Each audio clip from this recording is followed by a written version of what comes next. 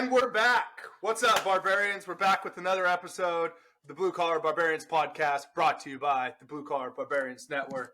And I'm coming in hot 2024. This is our second recording on the year, and we're coming with our first farm and ag related guest, and one of my brothers from the Marine Corps, the Solid, Mr. Chris Eggen. Chris, thank you for joining us tonight, bro. I really appreciate you taking the time to join us for this conversation. We've been following each other for a couple of years, so this will be really cool to connect on in a different format than outdoor industry, if you will. Yeah, definitely. It's been a long time coming, dude, and I know you've been through insurmountable amount of bullshit in your life, and I know you know grit, I know you know tenacity, and I know you know hard work. And this show is designed to help our brothers and our sisters in the trades understand that there's not one roadmap, but thousands, if not hundreds of thousands, to help gear you to be successful within whatever that looks like to you career-wise. So I'm really excited to get to talk to you tonight, man. So yeah, thank you very, very much for your time. No, I appreciate you having me. Like you said, it's been a long time coming. Definitely glad to be on here. Yeah, and you're a barbarian in your own right, bro. So we're going to get right into it, if you don't mind. We were kind of talking a little bit before show about just how we started connecting and stuff like that. But for the audience, why don't you tell them about yourself and your background here? Well, born and raised North Dakota. Not really a small town, but, not in the ag industry. Graduated high school, joined the military, did 8 years, did 3 tours, 2 Iraq, 1 Afghanistan. Came back home, really was kind of lost for a while and decided to go to college. Actually got my degree in crop and weed science and ag base, and from there it's kind of funny. Everybody says, you go get a college degree and you don't have to work a hard day in your life. That is definitely not the truth, because I still use my hands and 2 feet more than anything else, and so that's where I'm at. Nice. Moved out to Montana now. So you were born and raised in North Dakota, the Yep. brutal winters that North Dakota has. Oh yeah. So you're no stranger to cold or aches and pains. No. What was that like growing up there? It's one of those things, like you tell people tell people you used to go ice fishing and they'd call you crazy pretty much. Any one of my military buddies, from the South or anywhere else, it's just like, what? You go sit on a frozen sheet of ice just for fun? I'm like, yeah, pretty much, sit in a deer stand, do things like that. But no, man, I mean, it wasn't a joke when they would talk about how the parents don't want you to come home until the streetlights come on. And that was pretty much everything. It was as soon as you got home from school, even in the wintertime, threw the snow pants on, threw whatever you had, and you were outside.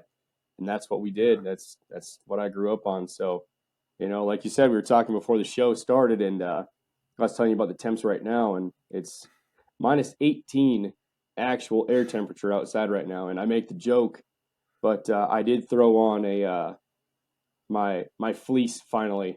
We finally got some cold weather, so I actually threw on my fleece jacket. So it's getting cold enough for a little bit more than just a flannel. So. Yeah, well, look at you, cowboy. Yeah. So what a contrast that is growing up now, from when you grew up to now. Excuse me, because, dude, the whole you don't come home till the lights are on. Like, I remember those days, and you remember when our parents would tell us the kind of shit like, you know what I had to do? I had to go uphill 3 miles in the snow each way. You remember that? When I talk to my kids now, they're like, what do you want me to do? And I'm like, do you know what I did when I grew up? They say this about us. They go, let me guess, played outside with your friend. Like, we're the old souls now because for being outside, bro, what a trip it is, the world we're in today. So you said you served right out of high school, and you were in the Marine Corps. What did you do in the Marine Corps? So I was a mechanic by trade, thankfully. I was a Motor T mechanic, honestly. 3521. With who? Um, so I was with the engineers. I was a 9th ESB out of Okinawa, for my first 3 years, and that was my first deployment. And then after I finished out my time there, I went back to Cherry Point, North Carolina, was with 2nd Lad, and I went to Iraq in '08 with them. And then in 2011, February 2011, I went over to Afghanistan, and I was with an air wing unit, but then I was detached, and I was attached to RCT-8 out of Delaram. And then from there, I was staying out at a Cop Shikvani in the Sangin River Valley, just outside of,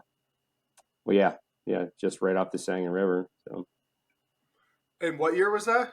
2011. Yeah, I was there 2011. Uh, what was that? In the Sangin, ironically. I was with 3-4. You were a 3-4, okay. Okay, Yeah. yeah, see. When did you get out there? We came home end of 2011, like October-ish. I was there 09, 10, and 11. Oh, geez, man. So you and I were there, like, we were there for the entire 2011 pump. We were there at the exact same time, which is funny because Yeah. I was, out by, so if you took, we went out to off, what was it, Route 1, and you went up towards Gereshk, and then you went north out of there towards, what was it, was it Doab or the Ladar Bazaar, Copolet, Fob Olet is where we Jackson. were mainly out of. Okay, so we weren't very far from each other, actually. So, yeah, we were right across the river from Fob Jackson and just kind of south of, what was it, Eddie? Fob Edinburgh out there. Yeah, so, Yeah. I knew. Yep. Yeah, That's a trip. I was a 35-31. Oh, hell yeah, man. Yeah, Motor T. Yeah, Yeah, I was. And then I did some stuff with Marsoc out there for a little bit here and there. it's I actually awesome. got in my first firefight with a tank right up the road from where you're talking about. Right up Oh, the that's road from crazy, man. Olet. Yeah, we were on an OP and we got attacked. Anyway, I'll digress. So you were in Afghanistan when it was really Afghanistan. Yeah, yeah, Yeah. yeah. What an interesting time to be alive, huh? Yeah, yeah, that was no doubt about it. That was, I guess, for the lack of a better term, most people when they ask me about that deployment, they ask me like, "Well, how was Afghanistan?" I said it was probably the best deployment. It was the worst, but it was the best. Yeah, it And it was. was, That was a different time. That's for oh yeah, sure. yeah, I told somebody the other day, I didn't like when you're talking to people and they're talking about stuff. Some guys have seen combat, some haven't, and I don't hmm really care either way who has or hasn't or whatnot. But uh, to me, it was like normal to be rolling into a place to have uh, a fucking tank bus or an A-10 Warhog overhead yeah, shooting shit in the trees, like right outside of where you're driving in. Like that was all the time. Like I didn't know that was like a thing that people didn't experience, or like hmm recoilless rifle rounds being shot at where you sleep and shit. Like that was just like yeah, life then, yeah. like you It's just dealt with it. yeah. I mean, just a standard city block was larger than the combat outpost that we stayed on. I mean, where our tent, our hooch was, literally you walk out to the pisser tubes that we had installed, which were jav gunner tubes. We had javelins. We had javelins attached to us while we were out there. We had jav tubes stuffed in the ground for pisser tubes, and you walk over to those and you walk up 10 feet. That's the berm and the wire. It's right there. And as soon as you look out Yeah. and you see everything, it's just, and yeah, Yeah. we got airdrops for food. We had our water and our MREs, UGREs were airdropped into us because you weren't bringing all that shit back. Yeah. We had like the Taliban use like suicide donkeys and stuff, blow up like our bridges to our little fobs and different shit like that year as well. Quite a bit. I'm sure you guys, well, it wouldn't have been you, but what is it, the combat engineers or whatever, Yeah. the bridge builder guys Yeah. we kept them pretty busy out there. Shout out to Cop 302 boys. Yeah. Anyway, yeah. So you got your hands right into the blue collar mix of it then, pretty much your Oh entire yeah. adult career. Oh yeah. Yeah. I mean, even growing up as a kid, I mean, I always was a tinkerer. So I mean, mechanics. I mean, I had my own pickup in high school. I did everything to it as much as I could with the little tools I had and little money I had from working. You know, so I Yeah. mean, I grew up with the ability to do that stuff, and same thing with the influence of my dad and my godfather. My godfather was a farmer, so I Okay. grew up around it, but I wasn't really a part of it. But I mean, I just saw all the work they did, and I mean, that was the thing is you see those memes and those reels and shit out there all the time, and they talk about when people ask you like, how do you know how to do all this stuff? Well, I grew up poor, so Yeah. we couldn't afford to buy new shit, so we had to fix the old shit, and I mean, and a lot of people it's lost on this generation right now. It's like everybody's like it's such a throwaway generation. It's just like, oh, this don't work, throw it away. It's like nah, Yeah. no. But that's So interesting you say that, like that's lost. Like here's a skill for our audience that if you can learn to fix shit, your oh yeah, value can increase tremendously. oh Not to yeah, mention it could set you apart pretty good just to invest in a little bit of like just know how, yep, like just a tiny bit. And I'm the worst example of that because I can't cut a fucking 2x4 straight if I tried, right? Like I'm arts and crafts was not my thing, and my oh big see, gorilla hands, oh so you it just measure once and cut twice instead of measure twice and cut once, eh? I just stick it together and hope it Yeah, works, yeah. or I pay my friends to do Hey, it. fair enough. I mean, you know, everybody's got their skills and everybody's got their place, you know. So Yeah, networking and bartering is one of my strengths. So. yeah, So anyway, so you got through the military, survived that, thankfully. yeah, You make it back. Your life has changed forever, I'm sure. Just yeah. you spent 8 years being a government fucking do what we say when we do it, like a slug. Essentially, you just got to go wherever Well, they tell you. And yep. Oh, dude, I what was was. it like coming out and going to college? Oh, dude. Um, Well, I'll take one little step back to like the moment that I decided when I was going to get out was in Mm-hmm. Afghanistan. So I actually had orders to the drill field to execute on like December, like early December, as soon as I got back from Afghanistan. And I don't know if you've seen the movie Forrest Gump.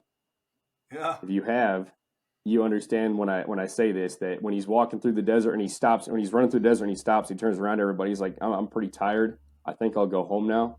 That was basically that deployment. I was so tired, so burnt out, and I was done. I was just absolutely just checked out. I was done.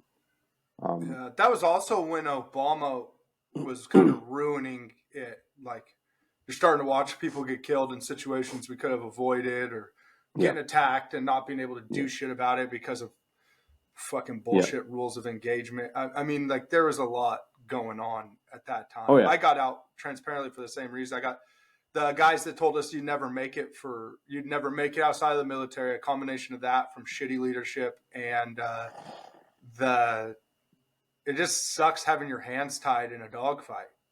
Like it just sucked.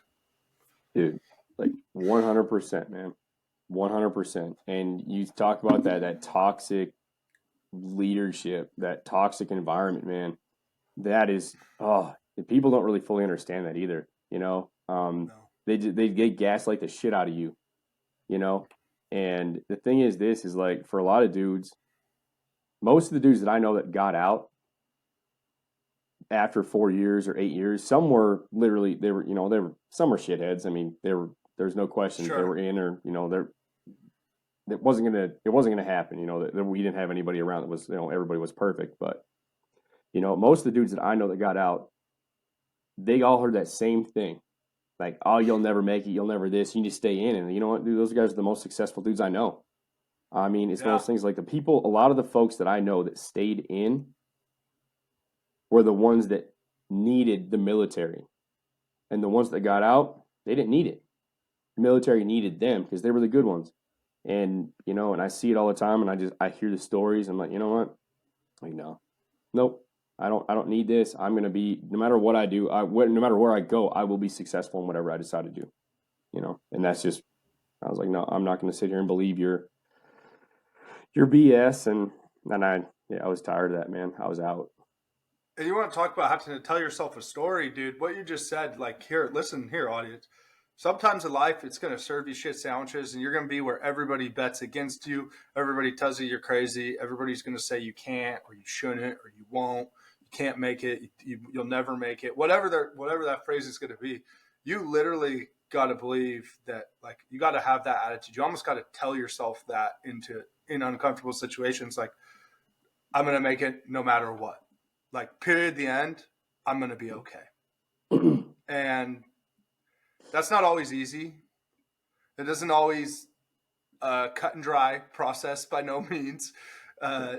It's scary. It's hard. It's all the things you don't want. But look at us now, man. Oh yeah. Finding our way. Oh yeah. You know? So let's fast forward then, dude. Okay. And just because we could talk military shit all day long, Oh but God, yeah. I'm glad that I'm glad that you shared that, because that is a powerful piece of mindset. Like, I know no matter what, I'm gonna make it. Like, that's literally what it takes to excel in life. Mm-hmm. And if you're going through a hard time right now, a piece of advice that I'm sure Chris is going to agree with me on is, like, literally just look at yourself in the mirror and tell yourself that. If you wake up, like, just tell yourself, I'm gonna make it no matter what. And, like, manifest that into reality, period, the end. Make that your story today. Don't wait. Yep. Don't be a victim. Make it your story. I'm going to make it the end, period. Yep. Right? 100%, man. 100%. So talk to me about being Van Wilder going into school, because I know that's kind of how I felt. 23, looking at kids. I'm salty as fuck, even though I'm only 23. You know, being a Marine, especially a Marine vet, like, what was that like for you? Well, you said Van Wilder. I'm gonna go with more so like Adam Sandler and Billy Madison, dude. There you go. I was 28. Let's see here. No. Yeah, I was 28 years old when I started college. So I worked for a little while when I got out. Just because, I mean, I took 3 months off, dude. I did nothing but fish for 3 months as soon as I got out. And then I got this job, and the job ended. And I told myself, I'm like, if I don't go to college now, I'm not going to go. So I applied. My scores, I mean, I was a typical Marine. I mean, my ACT scores were low in math, so I had to take some extra classes and I had to do some placement exam stuff, but I got accepted. And I still remember What's that? North Dakota State. Where? Okay. Yeah, I was in North Dakota State University. Go Bison. Yeah. It was kind of weird this year not having them in the FCS National Championship, but South Dakota State is still represented, so I was pretty happy with that. And then even the Grizz, I mean, they had a great year, so I mean, good on those teams. But I was there during the peak football dynasty, so I was pretty happy about that. I saw all those boys play: Carson Wentz, Easton Stick, all these guys. So it's pretty awesome. But yeah, I still remember sitting in my first class. It was one of these big monster lecture halls. I mean, a few hundred kids in there, and I'm sitting there looking around. I'm like, holy shit. I am 10 years older than every single one of these little bastards. Like, what am I doing here? And to tell you the truth, dude, if you could have told me that I could go back to Afghanistan in the same shithole I was before, or sit through college for the next 4 years, Afghanistan, all day long. Send me back to Afghanistan. I was way more comfortable in that situation than I was in a college dealing with these kids. But it took a little bit to kind of open up, and to go back to your reference about Van Wilder. It was, when they bring out all those books, and when they bring out all those books, and it's like, she's like, is this all of them? She's like, no, he really didn't come out of his shell until like mid sophomore year, and there's all these records of him, right? I had kind of like one of those turning point moments. Like, there was a veterans service office on campus, and there was a group of veterans in there. And, getting out of the military, I mean, you go to what you know, right? Yeah. And all I knew was the military. I knew the veteran mentality. I'm like, this is my tribe, right? And as I sat there and I listened to these guys talk, and gals, both, guys and gals talk about stuff, I started to realize, like, this is not my tribe. These people do not represent what I believe in. and because they were really they wanted to basically segregate themselves from the uh, the general student populace. And I'm like, it's like being in the military. We had the unique experience to lead a lot of different folks from a lot of different backgrounds, do a lot of different things, and we learned so much. I mean, don't get me wrong, it probably caused, like we talked about, accelerated aging.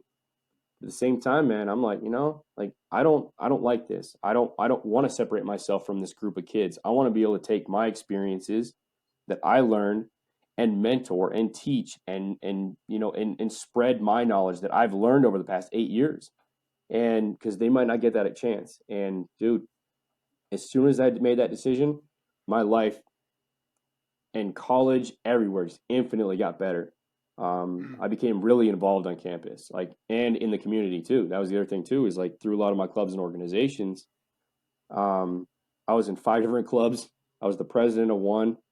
Um, it was, yeah, community involvement, going to the food banks, working out there. I don't know, and it changed my mentality, and it was great. You talk about that successful thing and bloom where you're planted type mentality is like I ended up getting a few awards and scholarships while I was going to school, That's and incredible, man. yeah, I even was We're on just what's that? crayon eaters. Just remember, we just eat crayons. Oh yeah, that's Just true, but at dumb the same time, it's Marines. like yeah, but I mean, I also I'm really good at cooking and baking. So man, I embraced the whole crayon eating friggin' mentality, and I literally brought it out, and it was a great time. I was a giant child in college, man. I felt like I fit right in. So Yeah. and But you I got still to, make but jokes about it. I want to attest to your character right there, dude, because you were in an adverse situation, right? You're uncomfortable. And for our audience, what you need to understand is when we were 19 years old, we were in charge of people, like you could make decisions in places that could get people killed, or we were Yep, just running and gunning with essentially a gang, if you will, of just people that didn't give a fuck about anything than having a riot. And then you go from the club essentially to you're immersed with people that have opinions on a life they know nothing about and places that they have never been and experiences that they've never lived. And I just want to set the stage for our audience here. And then on top of that, you're 10 years older than them. You've literally lived more life than most 40-year-olds at this point, because let's be real, dude, deployments age you. And oh yeah, you've been on 3 of them and spent yeah, 8 years of your life acting in service. Well, regardless of why you joined or what you did or didn't do, that's what you've done, right? You gave 8 years of your yeah, life to service. And then you're trying to fit back into a society that is actively at this time frame, the years we're talking here is 2012, 2013, they're actively rejecting the kind of people that we are and shaming yep, us for what we do. So you went and you advanced, even in you bloom. How'd you say you bloom where you're planted is what you said, but yep, you literally just took like an adverse situation, adversity, and you treated it like you just got to water it and yep, let it grow. And then you were actually received awards yep. for the things that you accomplished. That's incredible, man. I bet. How Well, proud are you of that? uh, it, It's okay to be proud. I mean, like, it, people tell me that all the time. It's okay to be proud of stuff like that, and I mean, I'm very happy with my accomplishment. I'm very proud of it. But at the same time, is I'm super hard on myself, and I know my instructors would be pissed if I said it on here right now. But I always tell them it's like, I wish I could have done more, and yeah, and that's the mentality I had. But I mean, yeah, I guess you talk about the representation, right, and blooming where you're planted. Um, like one of the organizations I was in was Ag Ambassadors. It was called. mm-hmm. And that one was one where I actually got to sit down and talk to prospective students. So these kids weren't even accepted yet. They were high school kids. So here I'm sitting here, I'm 30, 31 years old at this time, junior in college talking to 17, 18-year-old kids, and I hope that I was able to make a difference on that one. But during that time, the club advisor was the assistant dean or the associate dean of the College of Agriculture. So I got to really know like some of our like upper agricultural college leadership. And I was fortunate to be able to give a scholarship speech for it was like they just called it like the student response, right? And I guess for me being 30 years old, 31 at that time, to speak for a bunch of students that received scholarships that were, 10 years younger than me on average, it was pretty cool to be considered for it. And that was just like I was talking about, it was just stepping into a role, not caring about, not allowing like that difference in age and mentality to define who I was. And that's how I brought that part out. But Good. But yeah, that's cool, dude. What a time. It's an yeah, interesting experience anyway. Something I'm sure that, looking back someday when you're sitting in your rocking chair drinking your coffee and you really allow yourself to reflect, I'm sure you're going to be glad that you went through all of that as well. oh yeah, So take me to what happens. We graduate, we kick ass in college, obviously, a little bit late, but you get your feet about underneath you kick yeah. some ass, graduate college, then what? Well, graduate college and you. I guess I couldn't get out of there without one more kick in the nuts, though. Yeah. I ended up having to give, not having. I was selected to give the commencement address for my college graduation. Oh boy. So I literally gave a speech in front of 5 or 6 thousand people. Um, Now this is the part that was really tough. So I graduated on May 12th. That day also marked the day that one of my old battalion commanders was killed in action in Afghanistan in 2011. And even more so was about 3 weeks prior to that, my dad had actually passed away. He took his own life, so he died by suicide. So right at the end of all of this is I'm about to step out, like you said, getting your feet underneath you at graduation. The wind was absolutely knocked out of my sails, and that took me down a very, very dark path for a while. And that I'm really was sorry about your dad, dude. I had no idea. That's oh no, man, you're that's good, dude. hard. But That's yeah, hard. well, you know just as well as I do how difficult it is in our profession. Um, like the number of times you get phone calls. I mean, it's it's crazy the number of people that I'm hearing, that I hear about that I served with that, have obviously taken their own lives and stuff like that. So it's really sad to get used to it. You know how that Yeah. is. It's something that no one should ever have to get used to. But between the military and other family and friends and stuff like that, non-military, I mean, it's the number is stacking up. I think Yeah. probably The close. fight never really No, leaves, no, It never really does. no. So, I mean, I was kind of fighting an uphill battle trying to get my wits about me even after college. Um, and I had actually already accepted a job, so I moved from Fargo out to Bismarck, North Dakota, and it was a lot of stressful times at that point in time, and yeah, it was good and bad all at the same Yeah. time, right? So, um, yeah, So you survived having yet again tragedy struck your life, yep, served you a shit sandwich, for lack of a yeah, better phrase, did. yeah. Um, It served me a shit sandwich, and I took a big old wet bite of it, and um, yeah. But there was, like I said, I mean, I'm not saying it's a bright side, but taking the positive from it, I just learned, right? I learned a lot from that. And basically it taught me a little bit more about myself and what I was able to accomplish, what I was able to do. So, um, yeah, I had to make a few major changes in my life at that point in time, and a lot of it was is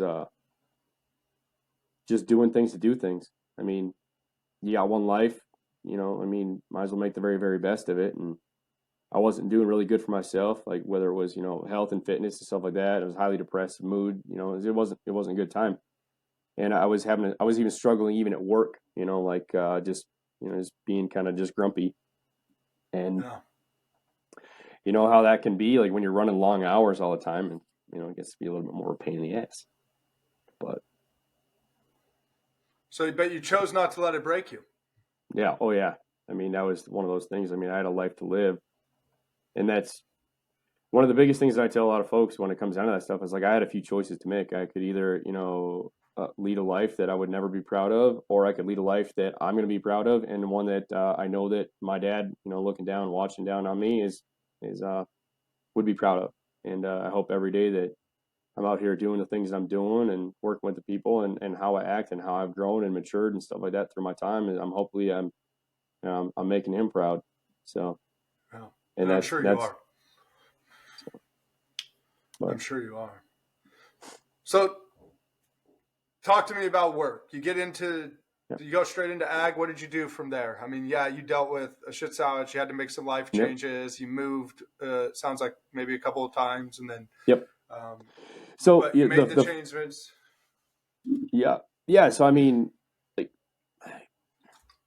I wasn't like I said before, I wasn't born into an agricultural family. I wasn't in a farm family. I grew up around farms, my godfather, stuff like that. And as much as I used to hunt all the time, you're always out in farm fields. You're talking to landowners. You're meeting people, and they're usually your typical salt of the earth. You're good, solid human beings, and that's what made my decision to join up with and to go to the College of Ag at NDSU and do this whole deal. And and you want to talk about blue collar stuff? I mean, this one here, I'd never really had much for tractor experience. I didn't have any real experience driving semis, and the first requirement for me to do was to go get my commercial driver's license. So here I am. I get a little practice. I'm driving a 53-foot drop deck trailer. I'm loaded down with X thousands of gallons of fertilizer on this thing because we're going out and doing a bunch of planting, doing all this other stuff like this. I mean, and I'm just getting my training in these trailers. And I went and I had to go to this. It was so busy in North Dakota during this because this is like there's still portions like the oil boom was still kicking off, and to get your commercial driver's license was such a pain in the ass. Everybody was backed up, especially the bigger cities. So we found this smaller town that I could go test out in. So we dropped off the tractor, drove in there with two 500 gallons of liquid fertilizer, which equates to right around, what is it, 11,000 pounds on that thing, plus the semi and all this other stuff. And I go into this small downtown area where the testing area is. I'm like, you got to be shitting me. This is where I got to take my test at. So I ended up passing my test first run, which was great. And then from there it was trial by fire. It was like, here, hop in the semi and go. Load up the tractor, go. Load up this and go. Oh, hey, guess what? You're the new guy that's going to be doing this. You're the new oversized driver. I'm like, okay. So sure as shit, friggin' loading up these oversized uh, pieces of custom equipment.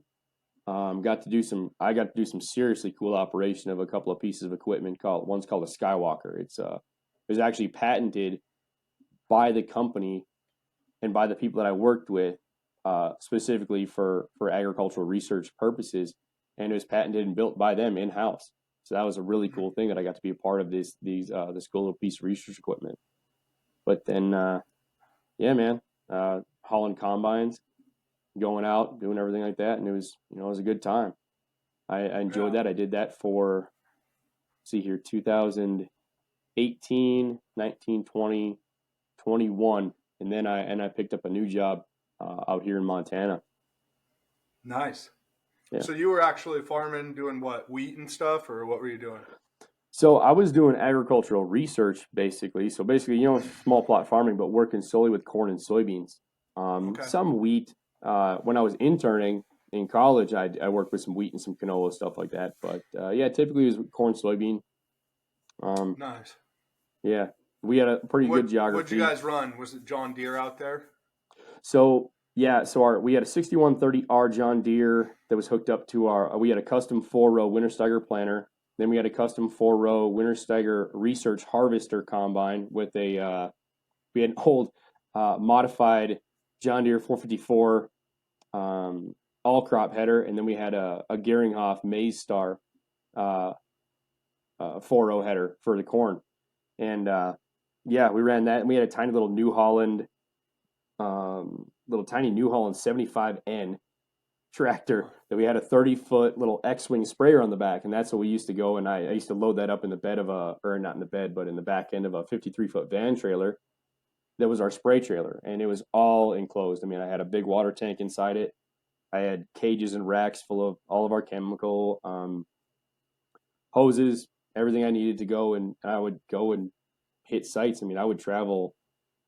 I mean, there were a lot of weeks I'd put on, I don't know, 1,500, 2,000 miles in a week, just driving around, Wow. spraying, checking sites out, stuff like that. I mean, it was, yeah, I'd, quite a few thousand miles in a single season every Yeah. time. So So I just got, grit, just fucking grinding it out. yeah, it was long days. I mean, then, obviously you got to worry about the government again, Yeah. worry about DOT and everything else, got to worry about your hours, and you always had to plan everything out ahead of time. So, you'd try to get out you try to push yourself as far as you could get for the night before you ran out of time to drive. And then you'd stay overnight in a hotel, and then the next day you'd get up as early as you could to start driving again, and then go hit the spray site so you get on with the next one because you're always worried about wind and rain, you know. Yeah. So Feeding America though. yeah, yeah, yeah, it was a lot of fun doing that, man. I mean, that's the best part about it is just feeding Middle America, running around. Yeah. So I grew up in a small country town called Halsey, Oregon, and it's like the grass seed capital of the world. And so I've had a love for tractors as much as I can, like as literally as long as I can remember. I've been fascinated by combines, windrowers, fucking Yep. you name it, dude. Like Yeah. I've always found them to be fascinating. There's something to be said about spending hours and hours going in circles, but man, what a satisfying line of work if you think about just what you're doing. Like you're Right. just this is how the ground is tilled. This is where our food is grown. This is like where your yards come from, and where like just it was fascinating to me, dude. It still is to this day. I have a deep respect for farmers. I don't think they get enough respect at Oh yeah. all. Like I don't, and they work long hours for little pay, and Yep. they grind, and they're not appreciated, not nearly enough. Oh no. But I do got a really soft spot for farmers. I think like the ag world to me is really cool. I even did on my vision board. I still want my own cattle operation. Like side note, like I really Yep. do. I don't want anything at scale, but I want my own little herd of cattle to do my own thing. With like I just want to be in my own self sufficient bubble, and Dude, 100%, man. 100%. I feel you. I think that, that'd be that. honestly, I think that's a pretty common thing with a lot of military folks. We literally want to do our own thing, have our own shit, and don't fuck with us. Leave us alone. Yeah, Let us just do leave our own us damn alone. things. Let me be in peace and just, live and let live, man. You know how some of them guys that are multimillionaire, billionaires, like they have like car collections. I'd be that asshole that has like a bunch of different excavators and a bunch of different, just because, right? Like I think Oh, yeah. tractors are cool as shit. I'd be that guy getting farm equipment dropped off and just to You, have my own little whatever, like, my own little oh, yeah. museum of whatever That'd be is cool. awesome. I'd be going, yeah. So you got out of that and doing the survey and the experimental crop stuff, and then what'd you end up doing in Montana? What do you do now? So I'm still doing agricultural research, but I've changed the direction a little bit. So now I'm working more into sustainability. Okay. I work with an oilseed crop called camelina, and camelina is a non-food crop. It's not made for human consumption, so that's actually one of the unique features of it. But the best part about the fatty acid profile of this crop is it's used for not biodiesel, renewable diesel production, as well as sustainable aviation fuels. So right now we're trying to scale our operation out here to extend all the way down into like the panhandles of Texas, Oklahoma, Kansas, Nebraska, over into Missouri, Colorado, and then portions of North Dakota. I'm assuming South Dakota because the climate should work. Montana, Idaho, Oregon, Washington. I mean, we're ramping up, and I'm really excited to see where this goes. And I'm the research manager out here now, so I'm actually a part of the one that does help build trialing to figure out what's the best way to grow this stuff to increase the yields. So then we do get more of this oil seed, so then we can create more of more of that the renewable diesel and the sustainable aviation fuels. Yeah, that's rad. I didn't even know Yeah, that was a thing. yeah, it's really it. A lot of it's actually done with like some of the standard crops you would hear of, like canola, Yeah. um, soybeans, stuff like that, and obviously corn, ethanol. I mean, there's a Yeah. lot of things that are made with it, but when you start taking away from like cattle feed production, human consumption, etc., I mean, that's when you got to start looking at other sources. So that's But why. we don't need farms, right? No, what do we need those for? I Yeah. mean, go to the Robots grocery can do it. store and the gas station for your food and your fuel. I mean, it does what? Yeah. It's insane, dude.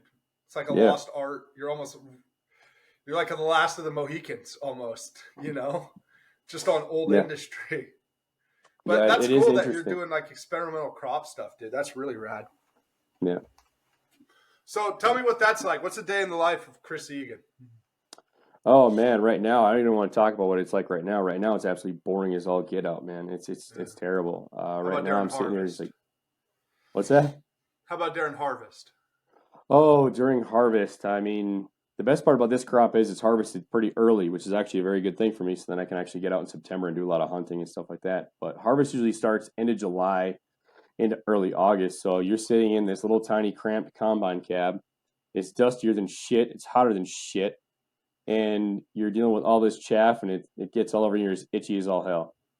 But I mean, typically we buzz out and it takes, now research harvests are so slow.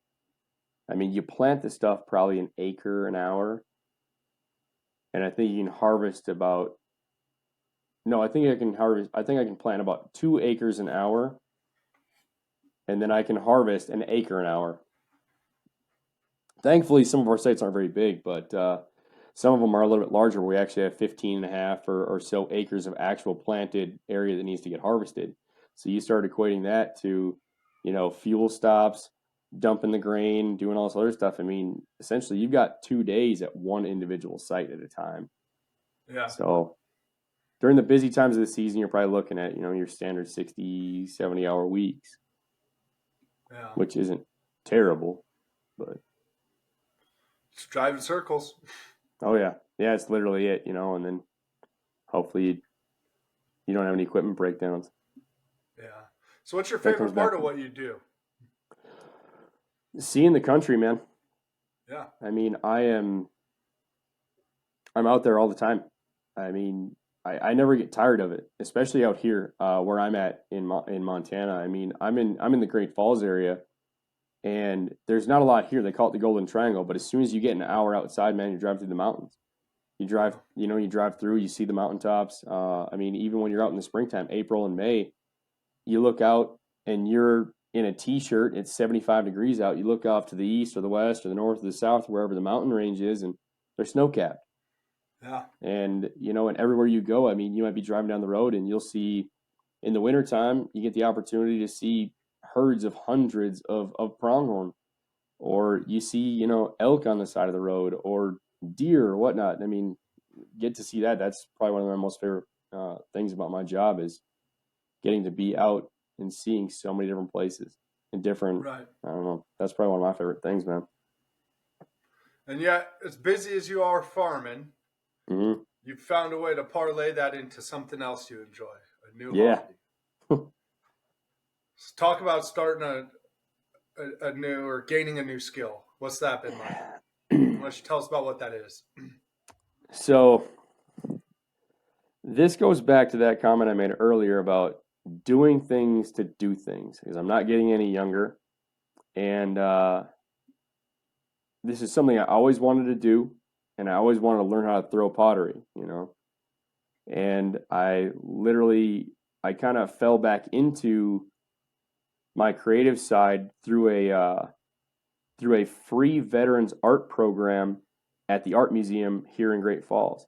And it started with drawing, and then speaking with their education director, she told me about these ceramics classes, pottery classes. So I took a beginner class. And I'll be perfectly honest with you, the first day I was in there, I threw like some odd shaped, some off kilter stuff, and I was like, "Hey, that's great." And I went back in there week 2 and I couldn't do a damn thing. I couldn't throw anything. And that came back to the attitude again of like, I just got to keep going at this, keep trying it, got to start doing things. And it caused me to have to slow down. And as soon as I started slowing down, things started clicking. When it started clicking, I picked up throwing pottery very fast. Yeah. And I have created a lot of cool shit so far, and I'm still working into it. Yeah. And I've got a lot of friends that they had some ideas, and they gave me some ideas, and I got to throw some really cool stuff and make some really cool things for them. And now I'm kind of taking on a few commissions here and there. So making a little money off of something that makes me happy. So yeah, and isn't that the goal? Yeah, it is, man. It really is. I mean, honestly, dude, if I could quit this job right now, I would gladly, go live in a van down by the river if I just was able to go in and throw pottery and just do anything else other than that. Just be happy. That's all I want to be in. I don't give a shit about much else other than just trying to living a peaceful life and to be happy.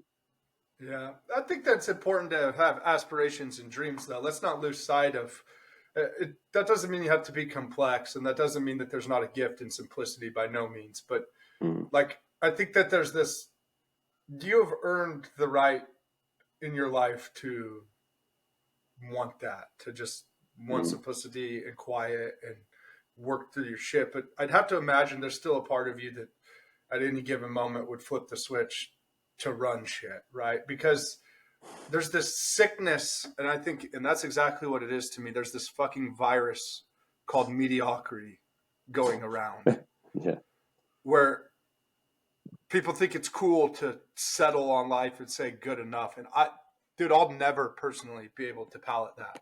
I won't. Yeah. Now, I have a respect for people that want a little bit slower pace of life, or maybe you don't want all the material. That's fine. I'm not here to judge you on what you have or want, or I don't give a shit about that.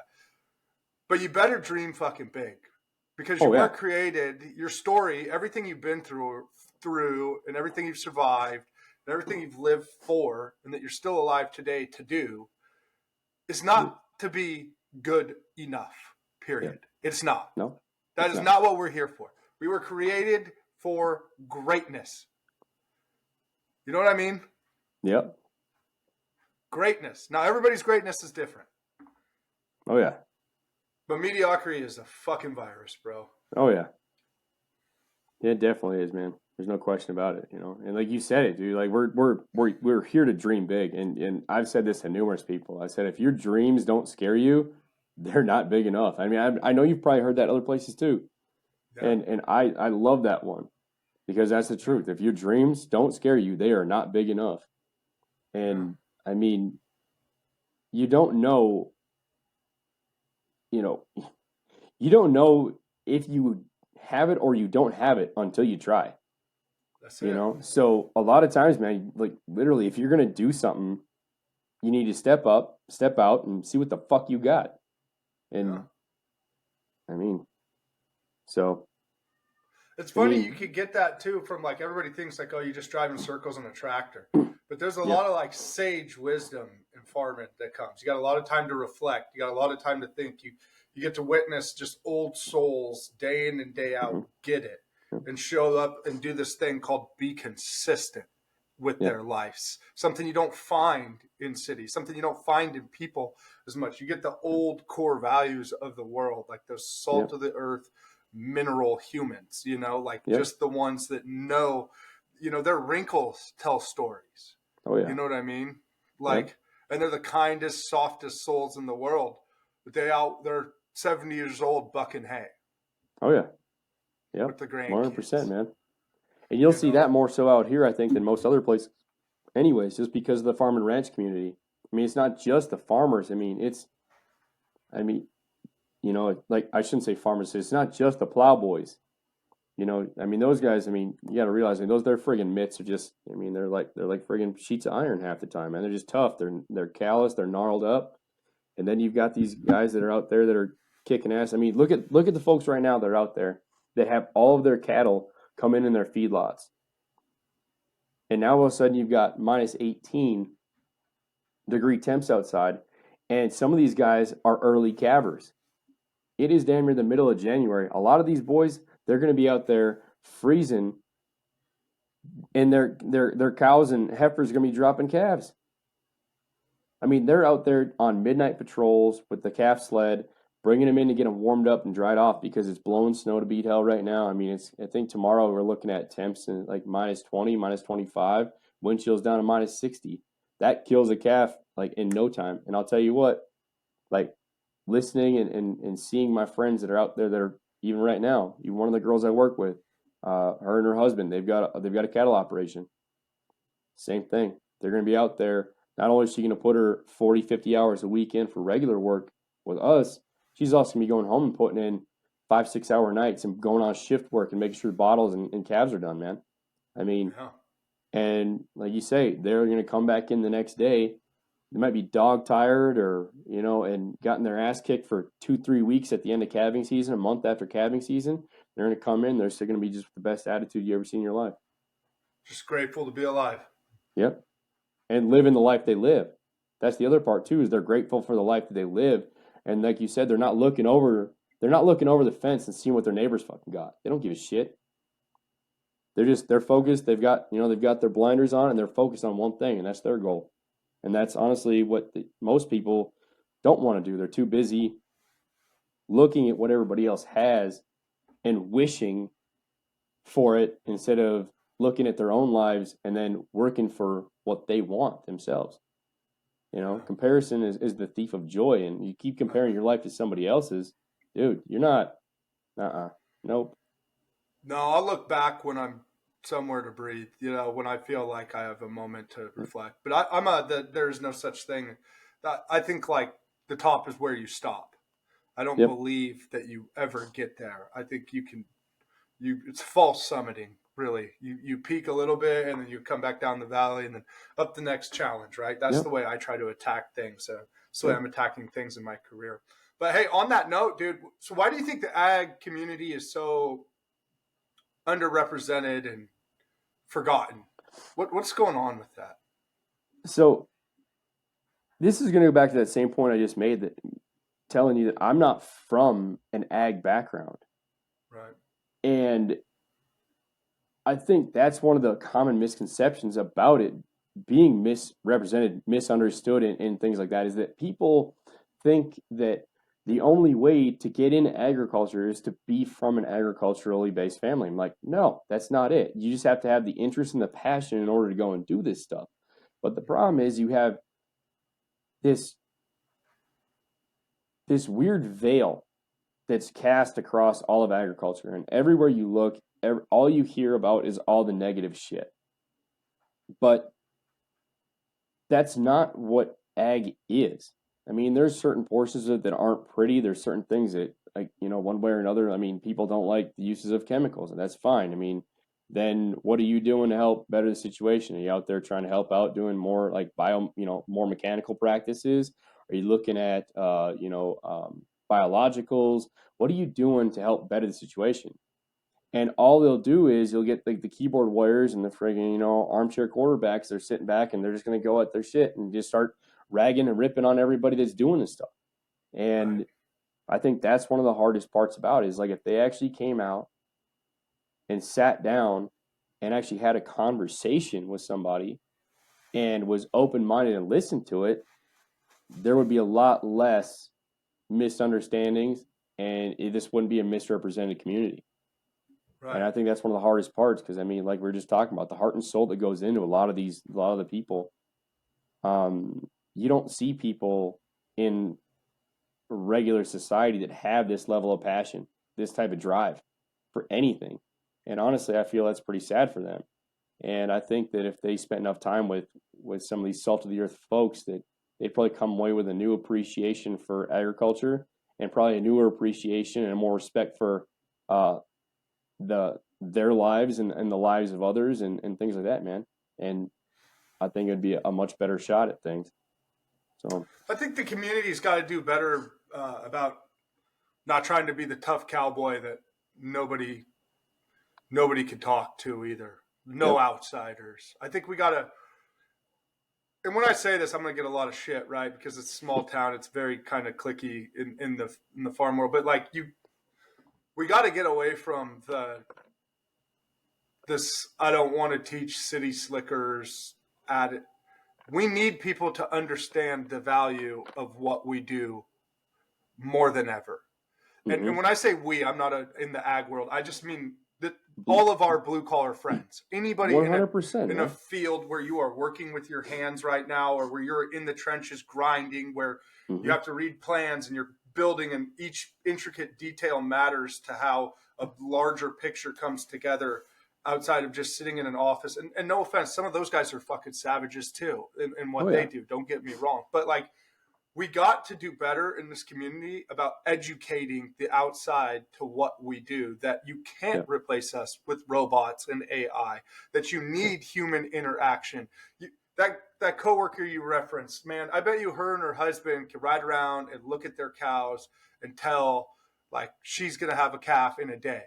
Or I bet you they could tell looking at the way that this cow sounds like something's off, or she's not taken to her feed right, or we need to give her more, just aesthetic stuff, like things that people don't understand how connected to this Yep. process that they are. When you Yep. can drive a field and look at the like crop lines and certain like tansy being in the field, and know where you missed, or Yep. where you went wrong on this, or oh shit dude, I got to make that adjustment because I know that they're about to run these cattle in here, and that plant that I just walked over, even though there's only one in the entire thing, could kill the entire herd if consumed, right? Like, they don't understand how connected you have Yep. to be, for a crane, for doing what I do sometimes, like, or well, what I've done for 10 years, like, you don't realize how you have to figure out how to use inertia to catch a load and stop something, like sometimes in a fucking hurry before shit gets real wild, right? Or it gets real Yep. dangerous, and use things to spin the load, or inertia and momentum to get things to do what you want it to do, to get it to somebody. They don't understand that, but that is on us.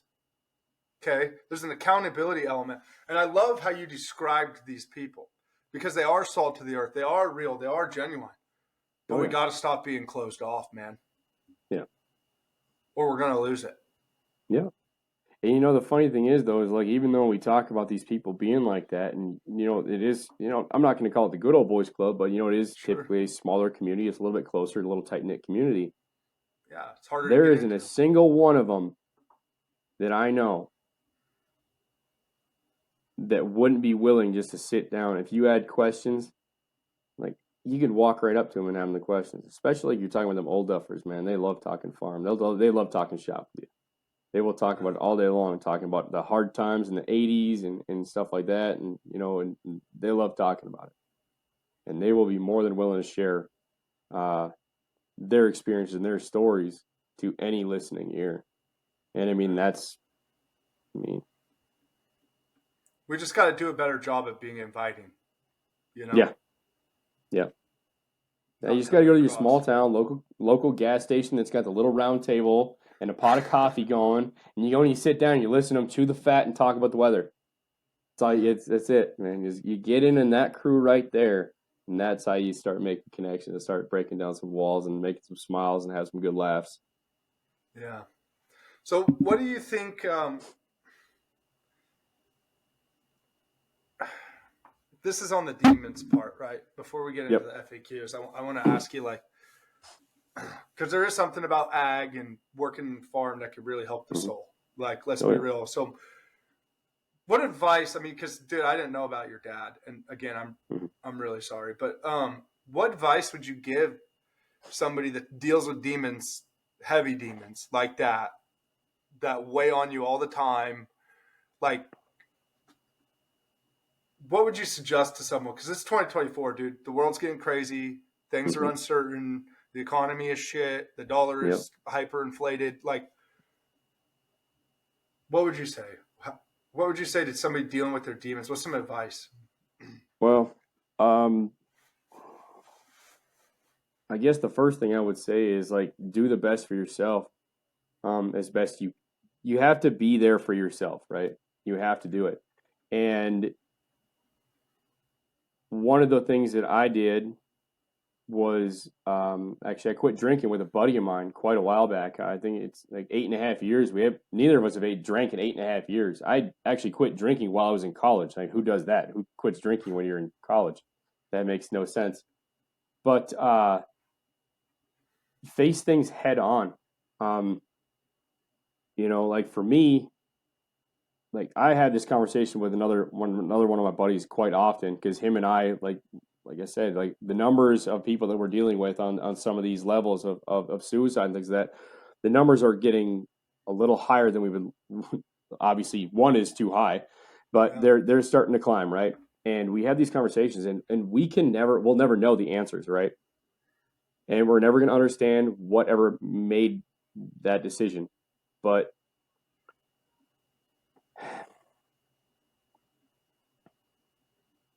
it's tough to be in those situations and to deal with it because the one person that you loved, you're also mad at. It's not like cancer where you're mad because cancer took away your mom or your dad or somebody. You can be mad at cancer, but with like especially like in this very specific instance of suicide, you're mad at the person that you loved, and trying to wrap your head around like trying to understand it is going to drive you crazy. But I feel in my instance, talking about it, there's a stigma surrounding it. And most times, like you used to hear about it, like back in the day, 60s, 70s, 80s, like you didn't hear shit. Like somebody took their own life. Nah, hey, you ain't talking about that. Like no one talks about it, right? But opening up about it and not keeping those feelings in because those feelings are the same as a cancer. They are going to destroy you from the inside out. They're going to destroy your heart. They're going to destroy your mind. Um, not being afraid to talk about it. That's probably one of the biggest things I've found it helped out a lot with mine, and then also cutting out people from my life and removing certain things you know without hesitation. I guess I just stopped. I just didn't have the time for it. I didn't have the time or the space, or the patience to deal with some of the things that I was hearing and seeing. So, yeah. And you got to enjoy the little things along the way too, right? oh yeah, yeah, There's nothing like watching the sun come up over like from a windrower to me. You're mm-hmm. just cruising, cutting Yeah, grass, watching what you're doing, trying to stay awake or drinking coffee, but just working and trying to find a way to run the machine as fast as you can without binding it yeah, up. And mm-hmm. you're just watching acres and acres of farmland, and then just the Yeah. littlest thing, that sky changing color, Oh, just to remind you that there's beauty and simplicity. And I'm sure it's like that with pottery for you, right? Like you oh yeah, man. take clay and you spin it around this thing, and Mm-hmm. then next thing you know, you have this mug. But, well, the You thing know, is, this is the fun thing about it is you can see your emotion come out in the clay. You can see it, you can feel it. The whole thing about clay is the connection because you're literally trying to shape and mold and form something, and you can't go too fast, otherwise you ruin it. You can't go too slow, otherwise the shape might get off. and you might have to start kind of over again. There's that happy medium in between there when you're feeling and you actually started to get a little bit more of a connection between yourself and the clay to actually create this piece. And I noticed that on days that I'm off, like I can tell it, I can feel it, I can see it, because I won't create anything that whole day because my mind isn't right. And, I'm not as calm. Like there's maybe there's a stirring in my heart. I mean, it sounds very cliche and very different, but be perfectly honest with you. I mean, those are the days that I need it the most. Yeah. Because it forces me to stop, acknowledge there's a problem, and to address it almost immediately. Because what else am I going to do? Like, okay, like I'm not feeling it today. I'm not feeling it. My head's not right. My heart's not right. Am I going to go home and I'm going to sit there and stew on this? Or I'm going to sit down, pause, take a little breath, maybe get up, walk around, maybe go talk to somebody else about what they're doing, And I tell you what, that's the other fun thing about that little community I got over there, is it is full of some of the greatest people, like some of the coolest, nicest people. You want to talk about an inclusive group? That is the group. I mean, it's the most encouraging place. Like, and again, it makes it. You want to talk about another way to fight demons? One of the biggest demons that we're going to run into is finding purpose. That's one of the hardest things for most veterans when they leave active duty, is they no longer have a purpose. And finding that purpose is one of the biggest ways to fight demons. And honestly, for me, like when I started throwing clay, I started meeting new people. And when I started meeting new people, then they started working with me. I started working with them. And now there's kids out there. And I get to work and deal with, like, people ask questions. And now I get to help out. I'm finding purpose again. Mm. And that's, so now not only is the clay helping me slow down, calm my mind, calm my heart, but it's also giving me the opportunity to work with people again. And it comes from the ground, ironically, what you spend your life sowing. Yeah. Yeah. In like a kind of cliche full circle way, dude. That's cool. It is. It is. And I mean, dude, that's typical. I mean, when I was a kid growing up, where was I at? I was on the heavy clayed riverbanks fishing every single day in the summertime. That's what I did. Yeah. So then I come from naturally wild clay places in the Red River Valley in North Dakota, and then all of a sudden it's like I'm in the middle of it now. I mean, it only took me like 25 years or almost 30 years for me to 25 years, I'll say, to finally touch a piece of clay and throw a piece of clay. And I couldn't have come at a more, everything happens for a reason. It couldn't have come at at the more perfect timing. Yeah, that's badass. So, yeah, dude, I think you have a really cool story, and I appreciate you sharing it with us tonight. What do you think? Let's get into some FAQs, frequently asked questions. Bum, bum, bum. Let's see what people think. Let's hear some more of that wisdom. I appreciate your mindset too, dude. And I think that it's amazing to me that as much as you've been through, you're as calm as you are. You're just a very mellow-spirited person, and I appreciate that. Thanks, man. Definitely earned. But let's turn the dial up on the savagery, because it's time. What is the staple question? What is a blue-collar barbarian to you?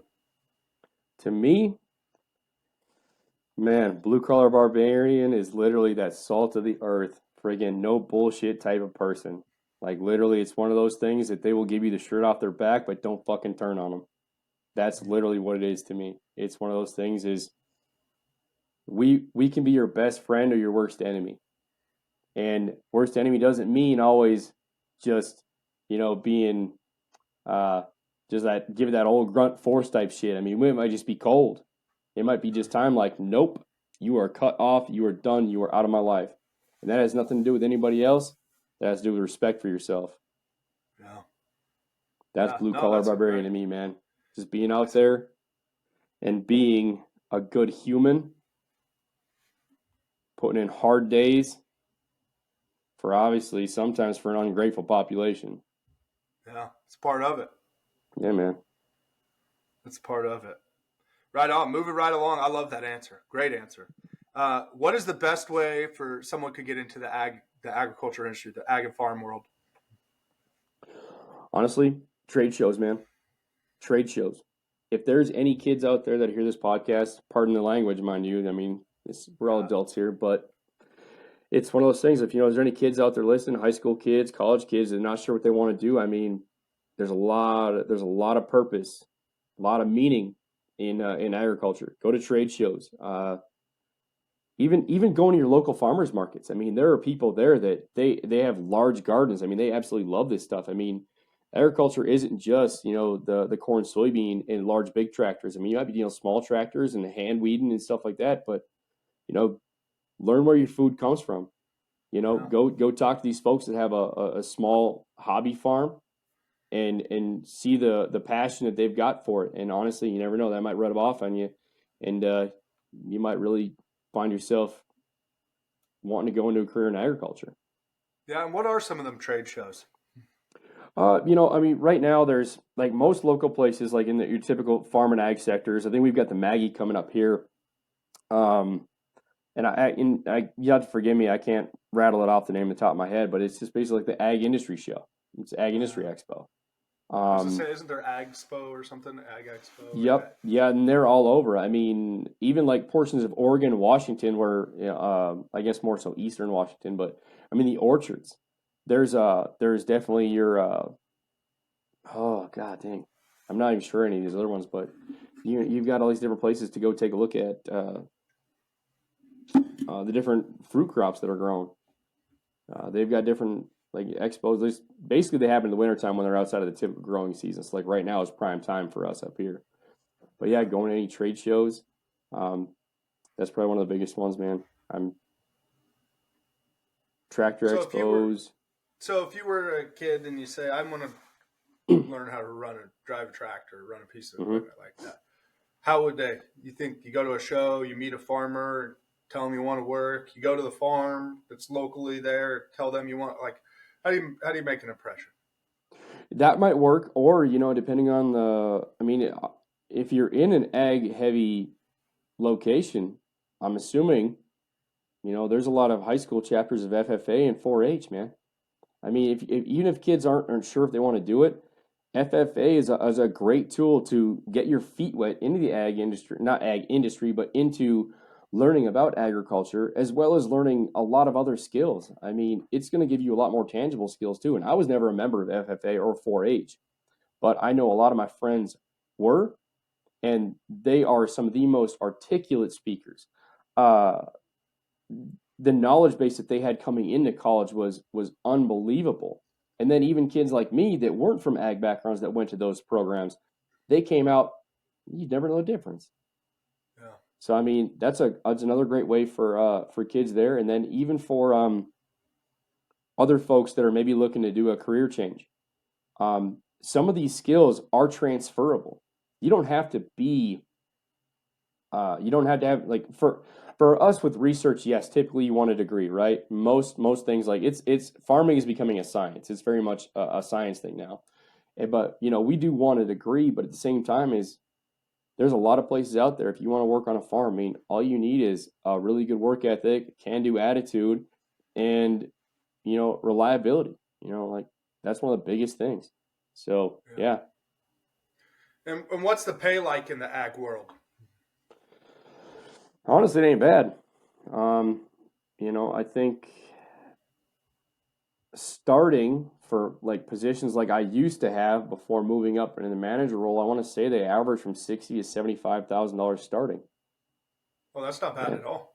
No, no, it's not, man. I mean, and as you move forward, you move up into other roles. Obviously, the pay increases and stuff like that. So I mean, it's definitely a big deal. I think I started out when I somewhere around $50,000 a year, something like that, Yeah. and that No, that's was great. That beats was the that hell out of eight? McDonald's or something. Yeah, I mean, it definitely does. I mean, you're doing meaningful work too, and then obviously, like I told you, for me, I gained a valuable job skill. I got my commercial driver's license. I got my commercial applicator's license. I can operate, I operate all kinds of different pieces of equipment. I had multiple bits of experience with GPS systems, um, like even computer work, doing ArcGIS, custom prescriptions, precision agriculture stuff. I mean, I did a lot of different work and learned a lot of different things, and then definitely learned about seed varieties and crop characteristics and all kinds of different things, soil health, etc. I mean, dude, I mean, it's the possibilities are endless, Yeah. and So it's a big market.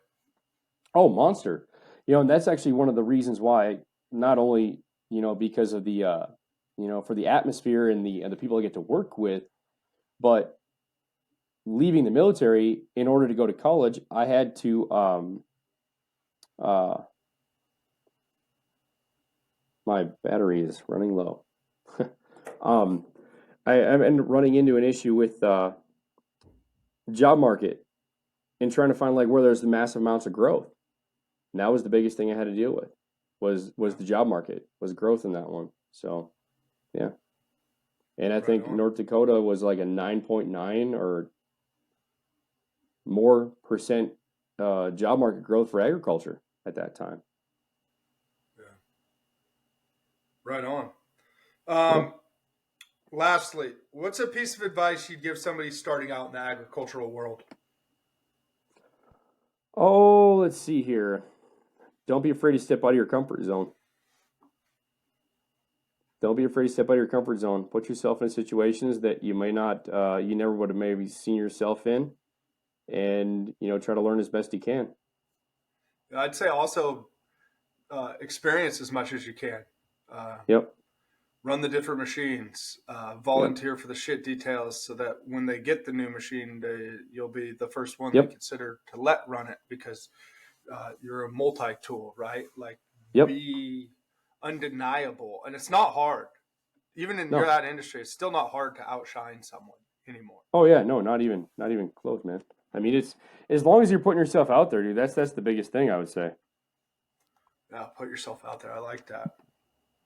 And then what about this is back to pottery really quick. Yep. How can someone be present when they're doing pottery with all the noise in the world? Like how are you able to be present?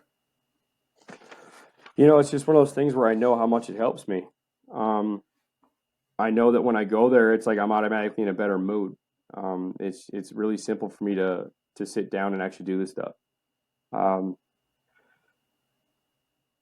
like it, I guess like I'd mentioned before, is like it gives the opportunity to really like, catch yourself, be really in tune with yourself. Because like I said, you'll see it in what you're doing, and that really creates an environment where it's almost 100% mandatory to actually be present, to be more present in it.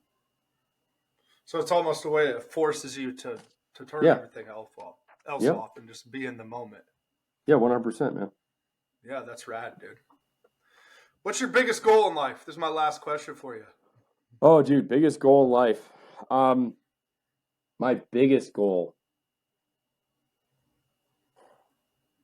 Dang, man, that's a tough one, dude. That's a really tough one. I know, I but the guess my bigger you biggest goal in go, life would. What's that? I said, like when I say this, I mean like how you said earlier, like you have to have goals so big you laugh Yep. at. What's the one you Yeah. would laugh at? The one I would laugh at. Yeah. I would probably sit back and laugh and smile at the opportunity to own a decent enough acreage where I could have my own small, like basic operation, self-sustaining, uh, multiple apiaries, wildflower patches, large garden, large shop in order for me, because I'm kind of like a jack of all trades.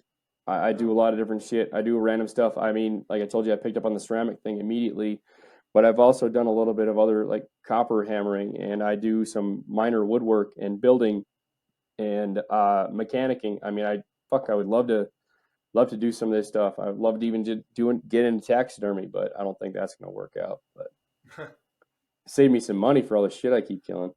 But um, that would be the one thing. But literally, my biggest goal beyond an actual physical, tangible goal like that is to to sit back and continue just to make a difference in the world. That's honestly, that's my only goal, is just to leave the world a better place and to hopefully leave the biggest, the best, or at least the most positive impact I can on those around me. And and for those, like, that's probably one of those things, man. Or even to, I guess, from personal experience, to be the person that might have that conversation one day that saves someone's life. I would say that's probably my biggest goal, really, in all reality, is to be the person that is there for other people and to make, positive impact in this world. That's it. I believe you're doing that every day, Chris. I really do. So just keep doing your thing, bro. Never forget that somebody's always watching. Yeah. Somebody is always watching, and you're killing it, even if Thanks, you won't man. give yourself that credit. But we've been recording for an hour and 20 minutes, so this is that part of the show where we're at closing thoughts, man. And what I like to do is I always like to leave our guests with something to chew on. So this is that part where, do you have any book suggestions that have helped you, or books that you found really, or do you have any quotes or anything like that you'd like to leave the audience with tonight? I'm a big fan of Teddy Roosevelt. And there's this one quote that I really always enjoyed. Actually, there's two of them. It's, do what you can with what you have where you are. And Say that again. do what you can with what you have where you are. So, you might not be in the best situation, but do what you can with what's presented to you where you are in that situation, because you never know. That might be the one change. That might be that moment, Yeah. Fuck yeah. I love And that. and the other one is, the best thing to do is the right thing. The next best thing to do is the wrong thing. And the worst thing to do is nothing. Ooh. So, yeah. I mean, Wow. obviously, always try to do the right thing every time.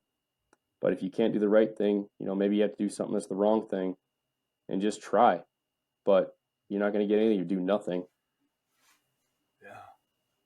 No, that's powerful. I really appreciate that. Those both actually spoke to me, but that last one, dude, that's where you hit that barbarian button, right? Because like, Yeah. yeah, Yeah. like inaction is the enemy of all, 100%, man. And that was my quote, motherfucker. So write my name down in a book one day. Inaction is the enemy of all. I believe they say that in Van Wilder again. Write that down. Yeah, Write that down. Well, Chris, I really appreciate your sentiment, dude, and I love your story, and it was awesome to be able to reconnect. Where can people? I know you're building a business with this pottery, and you're doing meaningful work and commissioned art, and I'll share some of that on the page. But where can people find you? How can people get a hold of you? So I guess I have all my stuff is all public, but my personal handle is Wild Sky Solo. It's Wild Sky, one word, _solo, and that's my personal account. That's just kind of what I do on a daily, and try to have some funny shit on there. But then my pottery page is wild_sky_creative, because I do a lot of different creative shit. It's just right now it's highly focused on the ceramic work and pottery work. But I mean, I do a lot of stuff with food and woodworking and copper and all kinds of different stuff. So yeah, so you So can it's a find me cool there. page to follow along. And what do what's your lead time? How long does it take you to commission a piece right now? Well, so right now I've got an extreme amount of commissions, so I actually have to cut down my commissions. I have to shut it down for now so I can get caught up. Just for my last run, I got another, I don't know, 20 some odd mugs. But as things develop, I'm going to step away from mostly custom work into production work that I can actually sell on a website. And once I get a website built and then I get to start sell things on there, that'll be a little bit easier. But then I'm going to open it up quarterly to a certain number of commissions. So, and, as you guys follow along, you might see it one day like, hey, next week custom orders are going to be on for X number up to a certain number of time, and then once they're filled, the spots are filled, and then I'm just going to have to move on. And then you have to wait till next quarter. So yeah.